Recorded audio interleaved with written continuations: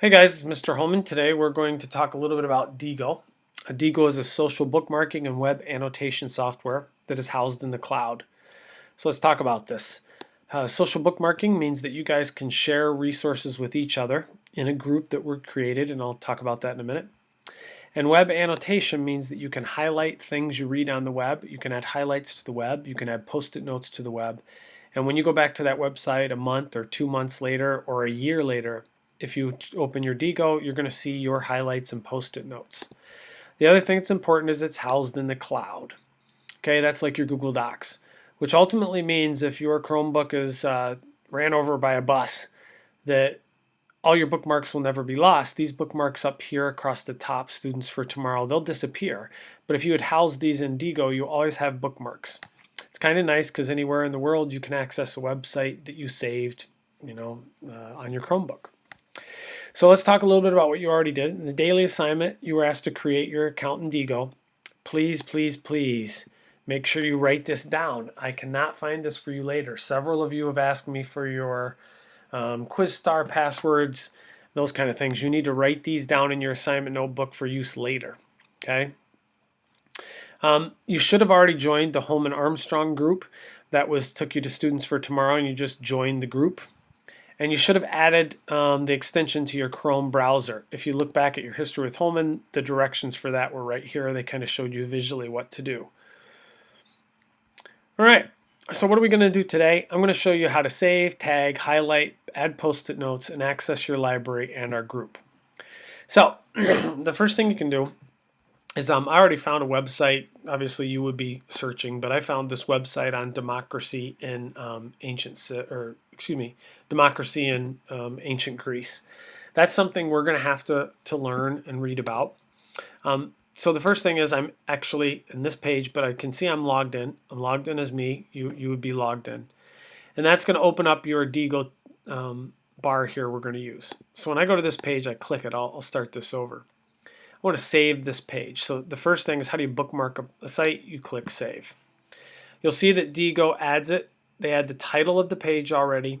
They give you possible suggestions. So democracy, born, I don't know, I don't like born really.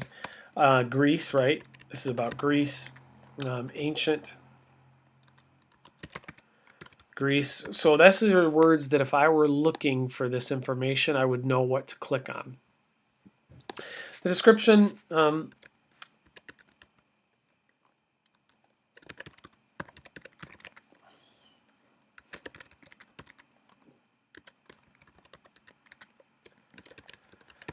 okay, so I just put it describes the start of Athens. I probably have to put Athenian. No, we'll do Athens democracy. Once you get this, you have the option to share. Now yours isn't going to show anything except history with Holman and Armstrong. If you click this button, that means your website that you're saving is going to go to all 699 people in our group. Obviously, when you guys join, we'll have over 800 kids by the time both schools join. Most of the time, you leave it private with just you, and you're just going to click Save.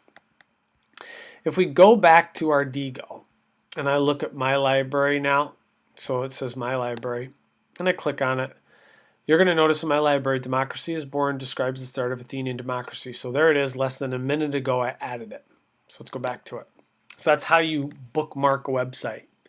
Okay, I'm then going to open this back up, and now I want to annotate it. Annotate means I want to highlight or add information. So I get these options right here. This gives you highlighters. You may only have access to one highlighter, but here's the thing. You can never, never, never, never, never use blue. Blue is reserved for Mr. Armstrong or myself. That way you know that an adult has read the page, and if it's blue, it's us. So you can use yellow, green, or pink if it allows you. It may only give you one option. The other thing you can do is you can add a post-it note, and I'll explain post-it notes here in a second. I'm just showing you what all these things are. This goes back to your bookmark if you want to add more information or change it. And then this gives you an outline of anything you've done, and I'll show you how that works as we go. So I'm going to read. In fact, they would probably have to pay a fine for not appearing at the assembly meeting. After being caught shirking their duties as citizens of Athens, they had to be marked with red paint as a punishment.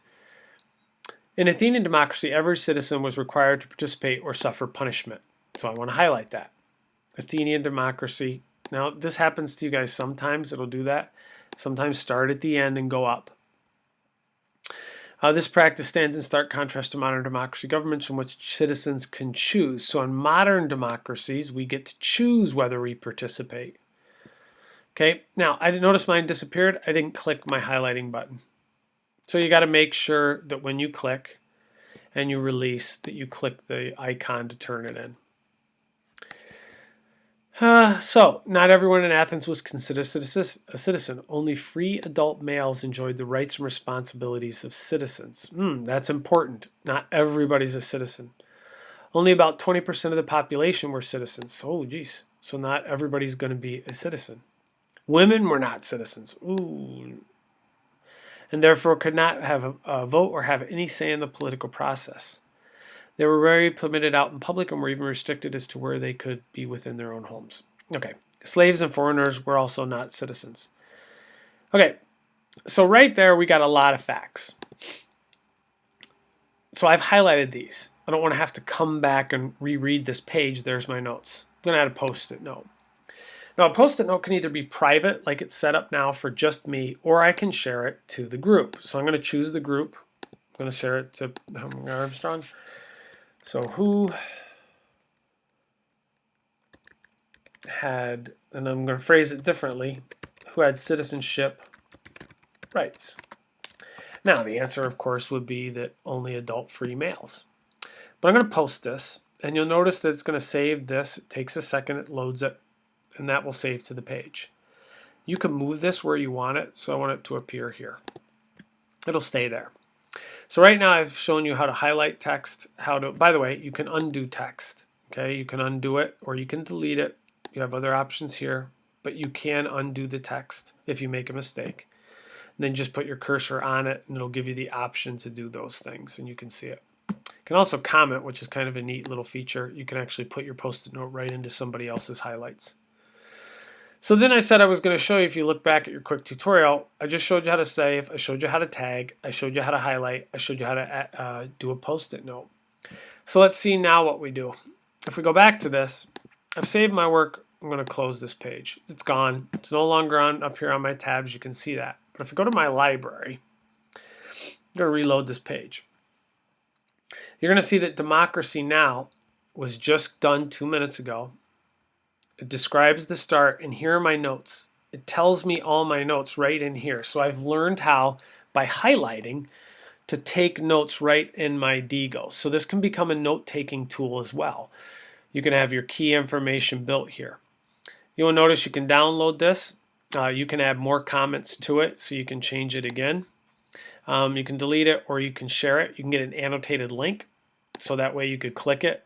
And now if I paste this link in, you'll see that now that information is in a Diigo link. It's not really on the web. You're in my Diigo account if it loads. And here comes the annotated notes. So there's how I send you annotated links from time to time. Okay, and the post-it notes are there. So the other thing you can do is once you're in your library and you have it here, I want to edit this slightly. So I can open the page by just clicking it. Notice there's nothing highlighted. Nothing's there. To get the information to highlight, I have to open up my Diigo again and click Annotate, and then all your annotations show. So the average person going to this website will never see your work. The next thing I'm going to do is I'm going to change my bookmark slightly, and now I'm going to share this to the group.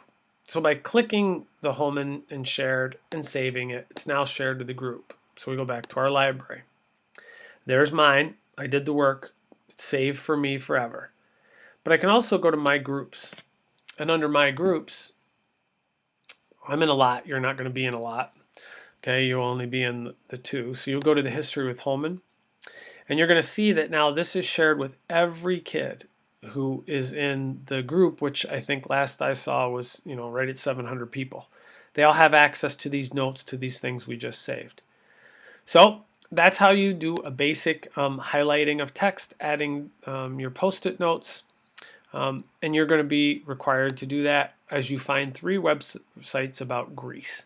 So you can read the rest of your daily assignment to get that. All right, thank you. and have a good day.